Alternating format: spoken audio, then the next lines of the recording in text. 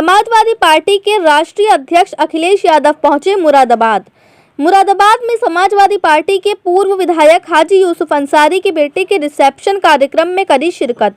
यहां से अखिलेश यादव सपा विधायक हाजी नासिर कुरैशी के आवास पर पहुंचे।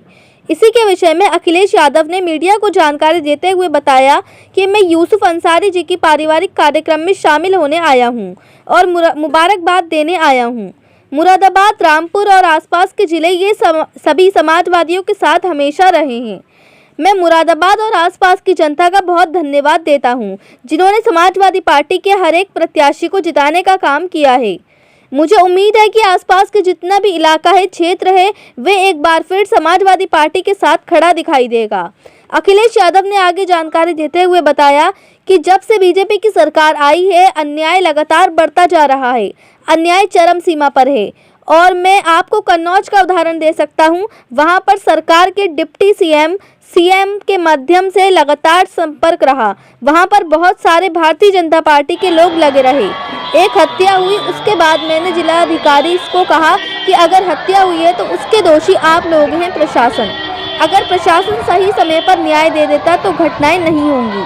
प्रशासन पूरा भारतीय जनता पार्टी के इशारे पर काम कर रहा है और कई जिलों में भारतीय जनता पार्टी के पदाधिकारी बनकर काम कर रहे हैं और रामपुर के आजम खान साहब पर सारे झूठे मुकदमे लगे हैं। इतनी परेशानी, इतनी तकलीफ और इस तरह का अन्याय किसी भी राजनीतिक परिवार के साथ नहीं हुआ होगा। आगे कहा कि आज सुबह मेरे घर पर एक परिवार रोता हुआ आया कि रात में उनके परिवार एक समाजवादी पार्टी के पूर्व रहे प्रत्याशी को पुलिस ने उठा लिया है। मैं लखनऊ से चल करके बरेली से चल करके रामपुर और रामपुर से चल करके मुरादाबाद से फ़ोन मिलाता रहा, लेकिन अभी तक पुलिस कप्तान का फ़ोन नहीं उठा। अगर पुलिस के अधिकारी भारतीय जनता पार्टी के पदाधिकारी बन जाएंगे तो उनसे आप क्या न्याय की उम्मीद करेंगे। मुरादाबाद से परवेज अंसारी की रिपोर्ट। यूसुफ अंसारी जी की पारिवारिक कार्यक्रम में शामिल होने आया हूँ। परिवार के सदस्य और जिनका अभी मुबारकबाद देकर के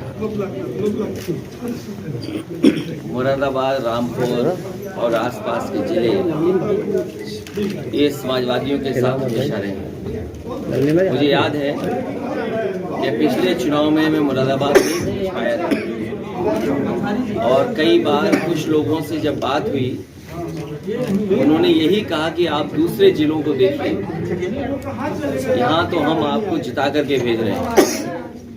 मैं मुरादाबाद और आसपास की जनता का बहुत धन्यवाद देता हूँ, जिन्होंने उन परिस्थितियों में समाजवादी पार्टी की मदद की और समाजवादी पार्टी के एक प्रत्याशी को जिताने का काम किया। हालांकि यूसुफ अंसारी साहब 2 बार बहुत करीब से रह करके नहीं जीत पाए। वो परिस्थितियां आप बेहतर समझते होंगे।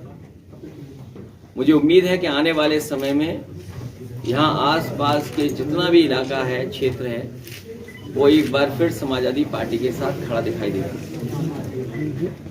जब से बीजेपी की सरकार आई है, अन्याय लगातार बढ़ता जा रहा है और अन्याय चरम सीमा पर है और कई ऐसे मौके हैं। मैं आपको कन्नौज का उदाहरण दे सकता हूं।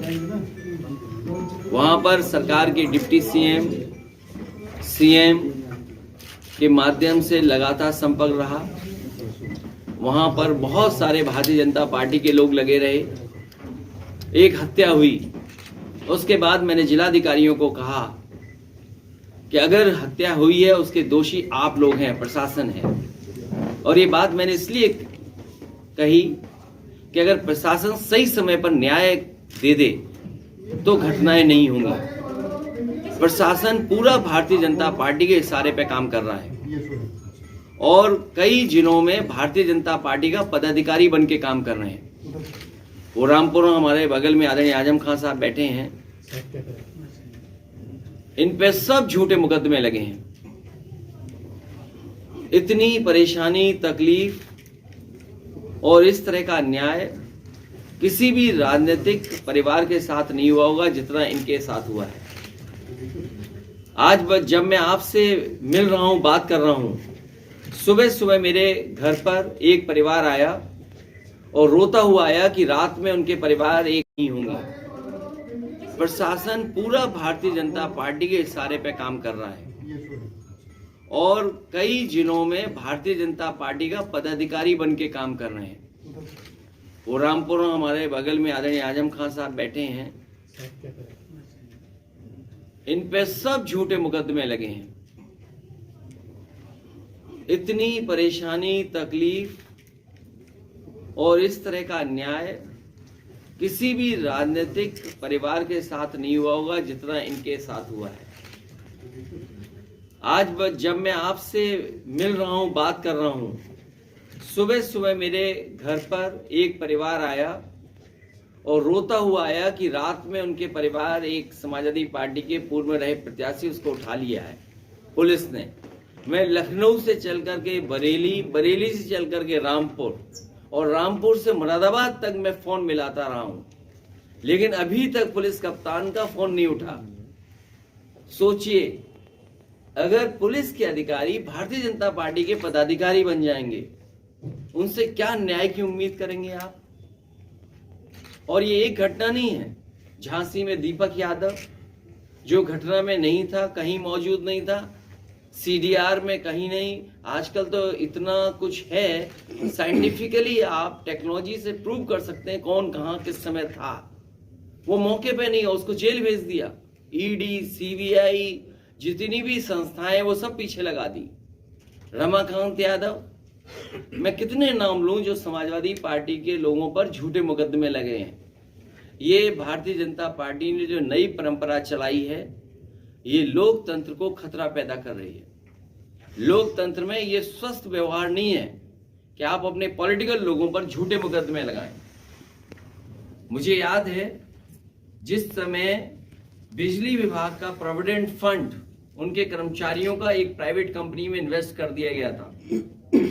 वो कंपनी जब भाग गई, कंपनी जब लॉस में चली गई, तो उस समय जिन अधिकारियों ने फैसला लिया था उनको जेल भेजा गया था, उनके खिलाफ कार्रवाई की गई थी।